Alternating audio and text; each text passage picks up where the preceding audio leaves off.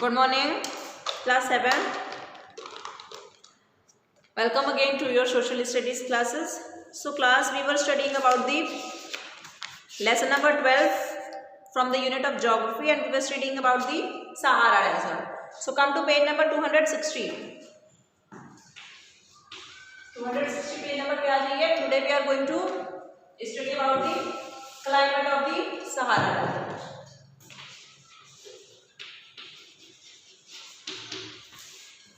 ठीक है बच्चों, तो हम लोग क्लाइमेट देखेंगे सहारा डेजर्ट कैसा होता है. The Sahara desert has a hot and dry climate. You all know this. In fact it is known to have one of the hardest climates in the world. The summer day temperature may rise as high as 50 degree Celsius. तो 50 degree Celsius तक तापमान जा सकता है. And during a winter night temperature में drop to near freezing point. और 0 degree Celsius तक भी ठंडियों में हो सकता है. ठीक है. Humidity is very low and the sky remains cloudless. बारिश यहाँ पे नहीं होती है. स्कैंटी रेनफॉल होता है. देख लीजिए सहारा डेजर्ट अफ्रीका में आपको दिखाई पड़ जाएगा नॉर्दर्न पार्ट में मैप में. Okay. Rainfall is scanty and irregular. When the air over the land becomes warm, it rises and on mingling with cool wet air of the oceans brings rain. Entire region receives less than 7.6 centimeter of rainfall every year. Rainfall occurs after long stretches of dry periods. In fact, some areas of the desert do not receive rainfall for years together. तो कुछ जगह तो ऐसे हैं जहाँ पे rainfall सालों नहीं होते हैं और कुछ जगहों पर 7.6 सेंटीमीटर से कम होता है. एक्सप्लोर मोड में आ जाओ. The कैनरीज current, cold ocean current flowing along the coastal region of the Sahara Desert makes the climate of its western coast comparatively cooler than the other regions. Vegetation and wildlife में आ जाओ. Harsh climate of the Sahara Desert does not allow the proliferation of rich vegetation. Water is scarce. आपको पता है यहाँ पे water की scarcity है. Rainfall is very scanty. Therefore, the vegetation is also less. Therefore, plants found here have adapted themselves to minimize the loss of water. They possess long roots that penetrate deep into the soil. The leaves of the plants have waxy coating. Barks are thick. Vegetation consists of trees, shrubs and thorny bushes. Cactus, इसको underline करिए. Cactus, baobab and acacia are the important trees found here. Date, palm, rice, wheat, barley and some fruits are grown around the oasis. तो ये यहाँ का main vegetation है. ठीक है. Cactus plant को देख सकते हो. मेन डोमेस्टिक एनिमल्स जो कि सहारा डेजर्ट के हैं वो कौन से होंगे? कैमल होगा ऑब्वियसली और goat. Among the animals found wild वो क्या होगा? Hyena, jackal, hare, fox, hedgehog, scorpion, lizard and various types of insects. Sand vipers that are 50 centimeters in length are also found in Sahara Desert. They lie buried in the sand. Cheetah is found near the water reservoirs of the Niger and the Chad. Explore mode में आज बच्चों. Southern border of Sahara Desert has the lake Chad. It is the only freshwater lake in the desert. Underline, very important. जो southern border है Sahara desert का वहाँ पे lake चैद है और ये सिर्फ और सिर्फ एकमात्र वहाँ पे जो लेक है ये फ्रेश वाटर का रिजर्वॉयर है. सोचो पीने का पानी वहाँ पे कितना कम अमाउंट में है. ह्यूमन पॉपुलेशन की कंडीशन देखिए. A women of the Bedouin tribe. यहाँ फोटो देख लीजिए. चलो Sahara desert is thinly populated. यहाँ पे रहने के लिए कुछ खास व्यवस्था नहीं है तो वहाँ पे थिनली पॉपुलेटेड होगा. ज़्यादा पॉपुलेशन नहीं है. मेजॉरिटी ऑफ पॉपुलेशन कहाँ पे रहते हैं? Sahara desert leads a nomadic life. Nomadic मतलब आदिवासियों के तरीके से जीते हैं. बुदीन, तौरेग ये जो है प्रोमिनेंट नोमैडिक ट्राइब फाउंड होती हैं इस रीजन में. अंडरलाइन कर लीजिए. Bedouin and Tuareg. They move from one place to another in search of food, water and better living conditions. ये लोग कौन कौन से एनिमल्स को डोमेस्टिकेट करते हैं बच्चों? शीप, गोट, कैमल, हॉर्सेस. ये सब एनिमल्स इनको क्या क्या देते हैं? मिल्क देंगे, मीट एंड स्किन. स्किन जो होता है इन एनिमल्स का इन लोग लेदर बनाने के काम में इस्तेमाल करते हैं. टेंट्स जो है इनके टेम्पररी शेल्टर होते हैं. इनका परमानेंट होम नहीं होता है. ठीक है. गर्मियों से और डस्टी वेदर से बचाने के लिए ये लोग कॉटन के कपड़े पहनते हैं. और they move in caravans carrying food, water and other things. और ये अपने सर पे खाना पीना और सब चीज़ें रख करके ये लोग इधर उधर भटकते रहते हैं. ठीक है. Nile valley is a fertile area. अब देखिए नील वैली जो है वो फर्टाइल एरिया है और यहाँ पे जो लैंड है इसको कल्टीवेशन के लिए इस्तेमाल किया जाता है. पीजेंट्स ऑफ नील वैली उनको क्या कहते हैं हम लोग? फिलाहीन. अंडरलाइन करिए. People also settle down the oasis. As mentioned earlier, wheat, barley, millets, maize, beans are the principal food crops raised around the oasis. Clear? Date palm is also cultivated in these areas. Moreover, fruits जैसे कि apricots, olives, figs ये सभी यहाँ पे बोए जाते हैं. Cotton is an important cash crop in the Nile valley. Cotton के यहाँ पे कॉटन की डिमांड ज़्यादा है बिकॉज इतनी गर्मी है, गर्मी में कॉटन के कपड़े पहनते हैं हम लोग, क्योंकि वो क्या करता है, स्वेट को सोख लेता है। तो यहाँ पे कॉटन जो हो गया वो कैश क्रॉप हो गया important. Long staple cotton of Egypt is famous for world wide. तो इजिप्ट का कॉटन जो है this is famous for world, पूरे दुनिया में फेमस है। Date palm in the Nile valley में देख लीजिए photo. Sahara desert highly productive हो गई है पिछले 10 साल में। क्यों? Because of the presence of oil. यहाँ पे तेल खूब ज़्यादा मात्रा में मिला है। Oil is high in demand all over the world. इस वजह से यहाँ पे जब ऑयल को एक्सट्रैक्ट किया जाता है तो गवर्नमेंट इससे बहुत ज़्यादा पैसे कमाती है। लार्ज रिजर्वॉयर्स कहाँ से मिले हमें ऑयल के? लीबिया, अल्जीरिया और इजिप्ट से। डेजर्ट जो है वो mineral, iron, copper, manganese, phosphorus, इन सब चीज़ों में रिच है, इन मिनरल्स में of the Sahara desert. Fuels जैसे कि कोल, पेट्रोलियम, नेचुरल गैस, ये सभी यहाँ पे मिल जाएंगे। ऑयल एक्सट्रैक्शन और माइनिंग ऑपरेशन, ये इसने सहारा के लोगों को उनकी इकोनॉमी को इस्टेब्लिश करने में और फॉरेन एक्सचेंज को कमाने में इन चीज़ों ने इनकी मदद की। प्रेजेंट सहारा की कहानी देखते हैं। Sahara has gone through various changes in the recent past. बहुत सारे चेंजेस हुए। तो अभी क्या है, यहाँ पे बहुत अलग अलग तरीके के लोग रहते हैं जो अलग अलग तरीके के लैंग्वेजेस को बोलते हैं। मेन वाइडली स्पोकन लैंग्वेज आएगी क्या है? Arabic. Arabic is the widely spoken language of the Sahara. इसका इंफ्रास्ट्रक्चर क्या है? इसका इंफ्रास्ट्रक्चर दिन पर दिन चेंज होता रहता है सालों बाद। Motorways have replaced the ancient camel driven caravans. पहले यहाँ पे कैमल ड्रिवन कैरावंस होते थे, अभी क्या है? मोटरवेज। एयर ट्रांसपोर्ट ने भी सहारा को other parts of the world से कनेक्ट कर दिया। फॉरेन टूरिस्ट जैसे कि Giza which is famous for its pyramid, and sphinx which is a mythical creature having the head of a human and the body of the lion. तो ये pyramid in Giza this is the tourist place and very famous. इसमें क्या बच्चों, ये जो sir है ये human being का है, बाकी बॉडी जो है इसकी लायन की है। तो ये पिरामिड ऑफ गीजा के नाम से फेमस है और ये एक बड़ा बहुत भारी टूरिस्ट प्लेस है जहाँ पे लोग घूमने जाया करते हैं, है ना। तो इससे सरकार को बहुत इनकम होगी, ठीक है। The oil refineries mines have provided employment and numerous people including the nomadic herds में। एक्सप्लोर मोर में आ जाइए। Aswan dam provides irrigation facilities to the cultivable land of the Nile valley. Aswan dam है जो इससे irrigation facilities provide हो सकती है cultivable land of the Nile valley. Ladakh desert, ये हो गई कहानी आपकी जो सहारा डेजर्ट की, जो कि दुनिया की सबसे बड़ी हॉट डेजर्ट है। अब हम लोग पढ़ेंगे the world's largest cold desert and that is the Ladakh desert.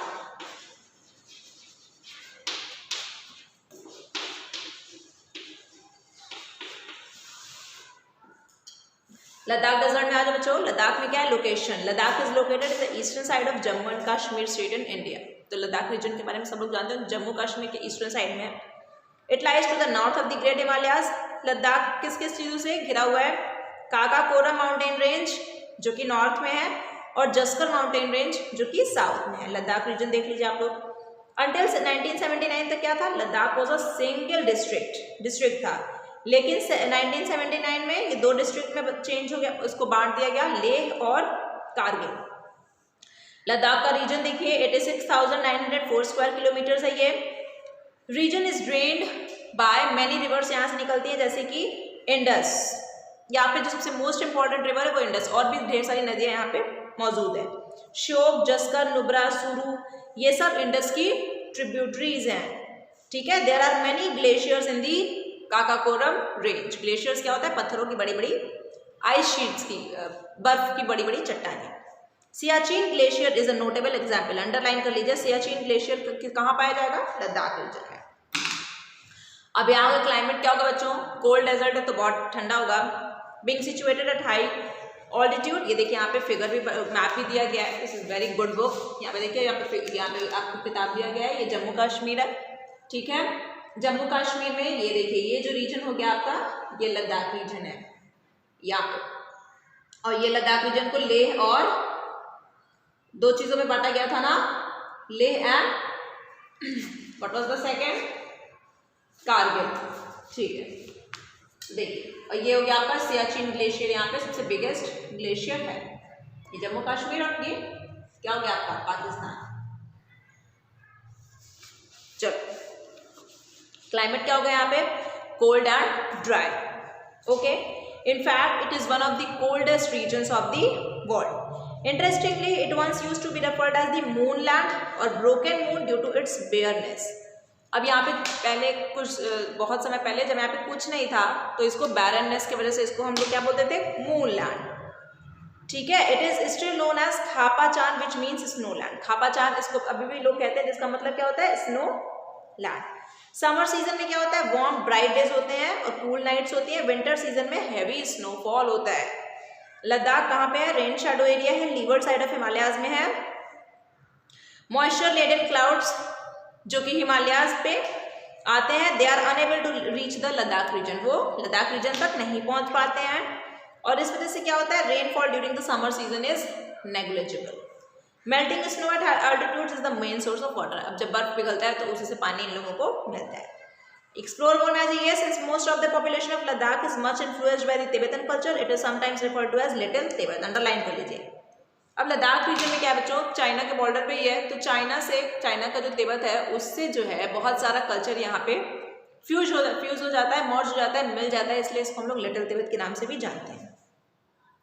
Vegetation wild life देख लीजिए, एक्सट्रीम क्लाइमेट है लद्दाख रीजन का, इसलिए यहाँ पे वेजिटेशन नहीं किया जा सकता है। क्या क्या पाया जाता है, grasses, shrubs, slopes of mountain से पाया जाता है। स्टंटेड ट्रीज जैसे कि पॉपुलर, विलो, एल्म, जुनिपर, ये सब वैली से मिल जाएंगे। वाइल्ड लाइफ के रिगार्डिंग देखिए, wild yak, sheep, wild goat, hare, antelope, ये सब मिल जाएंगे लद्दाख में। क्यांग, तिब्बतन वाइल्ड एस, ये सब लद्दाख में रहते हैं। लद्दाख में बहुत सारी बर्ड्स भी मिल जाएंगे आपको, golden eagle, carrion crow and pigeon. Amazingly the lizard is the only reptile found here.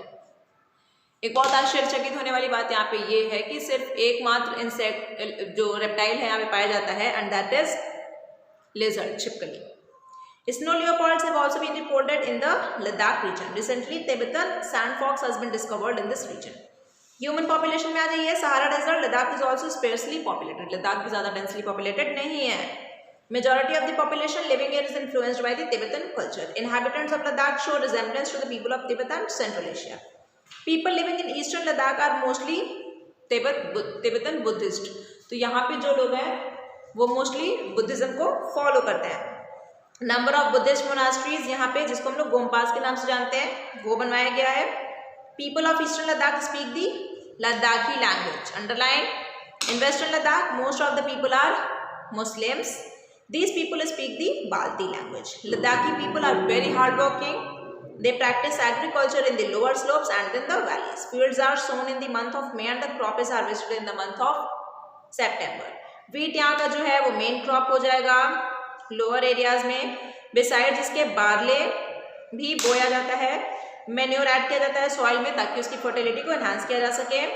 Summer season में जब स्नो मेल्ट होता है तो फ्रूट्स जैसे कि एप्पल, वॉलनट, मलबरी, एप्रिकॉट और ग्रेप्स, ये सब स्लोप्स पे कल्टीवेट किया जाता है। ठीक है, people of Ladakh near rare animals. People of Ladakh जो है वो लोग भी जानवरों को पशु पालन करते हैं। ठीक है, कौन कौन से, लद्दाख में sheep, goats provide milk, meat and wool. Sheep और गोट जो है उनको रेयर करते हैं तो इनको मिल्क, मीट और वुल मिलता है।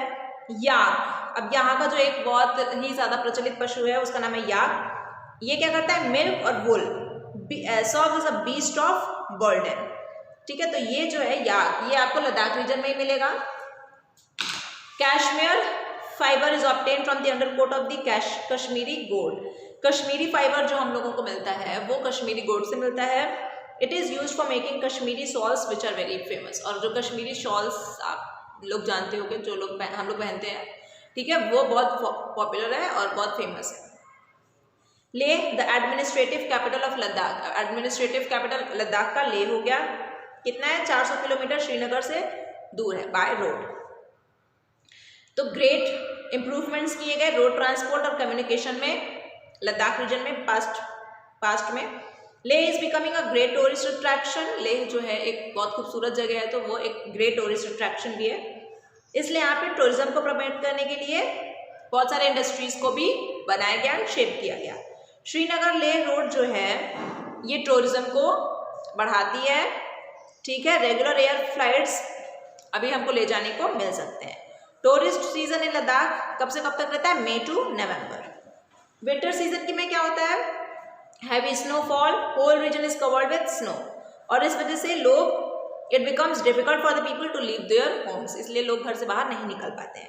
इसलिए मेन वर्क जो उनका ड्यूरिंग विंटर्स हो जाता है वो क्या हो जाता है, वीविंग, ठीक है, बुनाई करते हैं, कपड़े की बुनाई। यहाँ पे लोग जो रिलीजियस फंक्शंस जो सेलिब्रेट करते हैं उसका एक अलग ही महत्व है।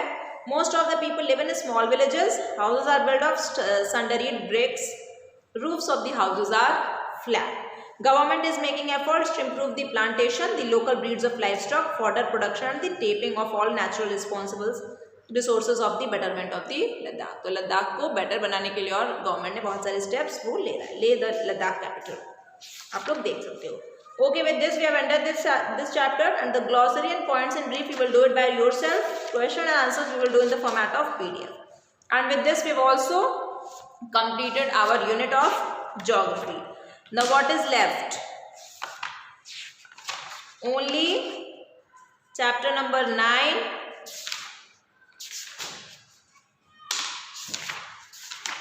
and chapter number 10 in civics is left. Okay, this we will do in the later parts of our period of SST classes. Okay, thank you.